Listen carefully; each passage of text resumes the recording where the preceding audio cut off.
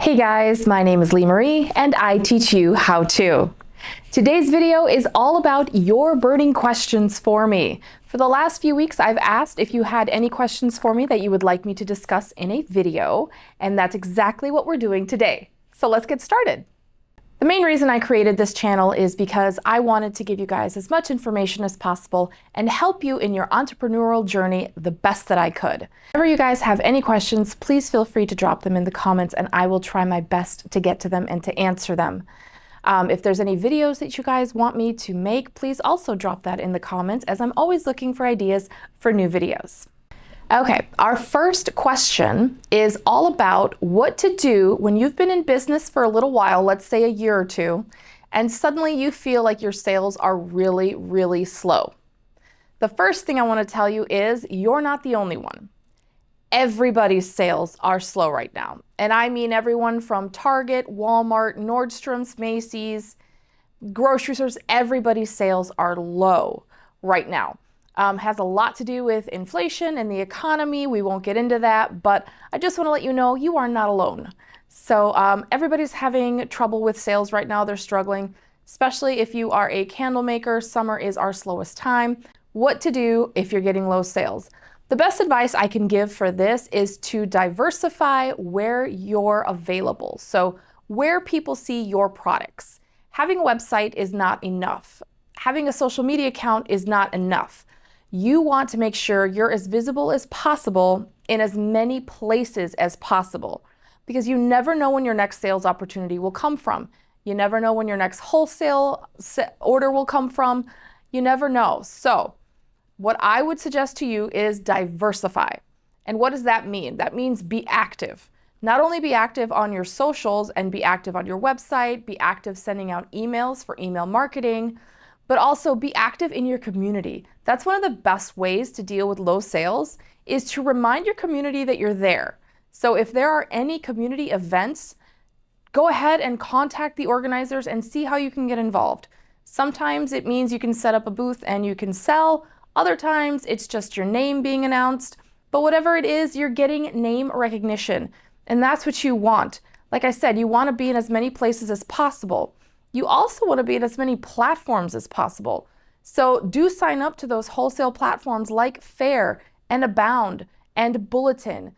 Those are great places to get an additional source of income from. We do very well on Fair, especially for our room sprays. So that's another source of income for us. Contact any of your friends who either are or know business owners. We do a lot of private label sales. So that's another way of getting sales as well. Again, that comes from being active within your community. Go to networking events, meet other business owners, and show them how your products can help their business. Building these business relationships is really important, not just for sales, but also down the road. So many of the wonderful people that I have met through networking are now my clients, I'm their clients, and we work really well together and we have great relationships. If you're having low sales, and again, keep in mind, a lot of people are, just make sure that you're being as active as possible within your community and that your products are being offered in as many places online as possible. The next question is how to market your products. And this question is not that simple to answer. Marketing your products has a lot to do with your brand and how your brand resonates with your target customer. So if you're wondering what is a brand, what is my target customer, and how do I market to them, I have a series that I'm going to pop up top, and it is a marketing series that I did that basically tells you all of that information of how to build a brand and how to market, how to find your target audience, and all of that. So definitely look for that link up top and be sure to watch those videos. But in the short term, how to market your products. Again, it all depends on your brand and how your brand speaks to your target customer. The best way that I can explain it is with my previous statement of what to do when you have low sales. When you have low sales, what you have to do is be more active and be more engaged within your community. Be networking more, attend more events. It may seem silly, but you really do build a lot of relationships that in the long run could become really good clients. With marketing, you just want to make sure that your brand voice is the one that is speaking. So you want to make sure that if you're doing these deals where you're either collaborating or something, that your brand voice speaks. So if you're a brand that is all about, spa scents, then it makes sense for you to collaborate with a spa in your neighborhood. If your brand is all about food scents, then it makes sense for you to partner with a bakery. So make sure that your brand, whatever it is, whatever kind of product you have, resonates with a collaboration, an event that you're doing. That's a great way to market your product, is to align it with something within that has the same target market.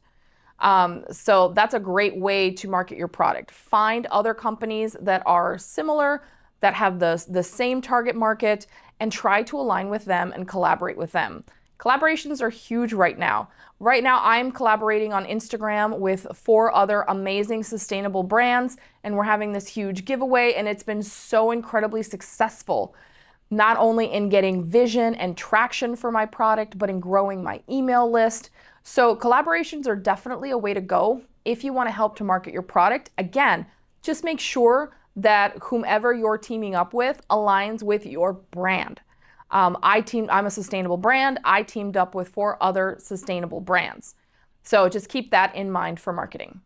And of course, if you're a candle maker, soap maker, room spray maker, you know that the best way for you to market your products is in person. So I always want to let you guys know that markets and pop-ups are a fantastic way to market your product. No one is going to sell your product better than you are. So the best way that you can market your product, especially going back to the first question, when your sales are low, get involved in markets and pop-ups. That way, on your table, that's your branding, that's your market, and your target customer can reach you the fastest. And like I said, no one's gonna sell your product better than you.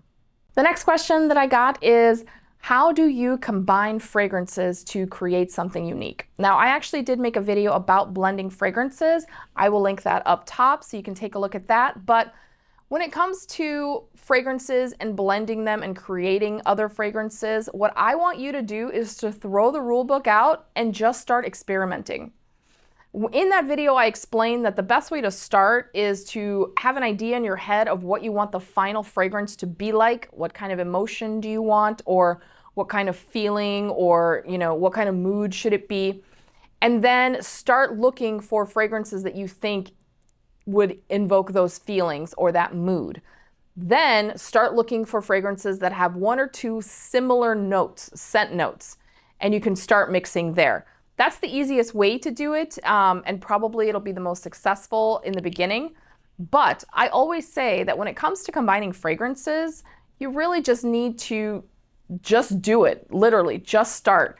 Have an idea in your head of, again, what you want the final fragrance to be like, but it's okay to start putting things together, and if it seems a little weird, that's okay. There's candles out there that have the most unique scent notes ever that you would never pair together, but they work. And they did that because they kind of threw the rule book out and they just started experimenting. I had a client that wanted to create a custom fragrance, and I always come back to this because the fragrance smells so outstanding, and it's 2 things you would never in a million years put together. It was a very gardenia, heavily based floral with an apple spice, and it just worked. It just went so well, and never in a million years would I have put a gardenia forward floral with apple and spice. But it worked, and it worked beautifully. And so that's what I want you to do. If you want to create signature fragrances, just buy some fragrances that you think sound interesting. Find some things that you like. Start combining them, do a lot of testing, and hopefully you'll come out with some fantastic results. Another question that I got asked was, why do you prefer wooden wicks over cotton wicks? So for me, when I first started, I always knew that I wanted to do wooden wicks. I didn't even try cotton wicks because I love the look of wooden wicks. I love the crackling. I love kind of the mood that it sets. It looked so chic. And it was something different. At the time when I started, which was now almost 4 years ago, I had never really seen candles with wooden wicks before. The new trend was just starting. The company itself, Wooden Wick Co., was just starting as well. And so it was something that I just found very interesting. Now, since then, I have tried cotton wicks, and while I don't mind them, I definitely do still like wooden wicks. Wooden wicks, to me, they align more with my brand, a sustainable brand, being able to say that Our wooden wicks are FSC certified. They come, they're sustainable. So for me, they work with my brand, but perhaps they might not work with yours, or you might be frustrated with them. I know they're not the easiest to use either. It's like anything else. It does take a lot of testing. But for me, as a novice, when I first started, I found wooden wicks to be much simpler than using cotton wicks. To me, there was like 3,000 different cotton wicks, and I just didn't understand how they worked. I just knew that they have different lengths, different, thicknesses, and they had different kinds of patterns and coils. And to me, it was overwhelming. A wooden wick to me is simple. It's a piece of wood, and it's either a certain, inches wide and certain millimeters thick. And that was it. So for me, wooden wicks are much easier to use, especially if you're first starting out. So that's really the only reason that I use wooden wicks over cotton. And the last question that I always get, and I get this one a lot, so I figured I would address it in this video, is how did you get your candles into Whole Food stores? That's actually kind of a funny story. So a lot of people, when they ask for my advice, they ask, like, how'd you do it? I want to know what you did so that I could do the same thing. Unfortunately, I didn't do anything except what I told you earlier. I had my socials going, I had my Instagram going, and I was building up my brand. I was building up what my brand would become, my brand voice. And at the time and currently, my brand is a sustainable brand. So I was highlighting that, we use coconut soy wax, FSC certified wooden wicks, phthalate-free fragrances, that our vessels were recyclable and reusable. And I was always highlighting these things because they're part of my brand. And Whole Foods, one of the Whole Foods buyers, took notice and emailed me. So they emailed me and said that they believed that my candles would align perfectly with what they were looking for at Whole Foods Market, and they wanted to chat. And that's honestly how it started. I still have the email from the buyer. At first, I didn't think it was real, but it was. I checked her out. She really was a buyer for Whole Foods. And after that, we had conference calls, and then I sent them samples, and then we had more conference calls, and then I was accepted, I was onboarded, and the rest is history. So that is how I came to be in Whole Foods Market. Do look out for us, however, at Macy's.com. I'm so excited about our partnership with Macy's. I recently did the workshop at Macy's, which was an amazing, amazing opportunity. I've also posted a video, and I will leave the link to that up here. And that was an incredible opportunity. And now we have the chance to partner with Macy's and have all of our products available at Macy's.com. Last piece of advice I would give, nobody asked, but I will give you just a piece of advice, is to just always believe in yourself, believe in your dream, and just keep going. There's plenty of times where I've felt defeated and wanted to quit my business, but I always just kept going and wonderful things kept happening. Really believe in yourself, believe in your product, because you have to be the first one to believe in it. And then once you do, other people will. I hope you found today's video entertaining and informative. I definitely want you guys to ask me questions if you have them. So if I can answer them, feel free to leave them down in the comments below, and I will get to them the best that I can. As always, I will see you guys in the next video. Bye!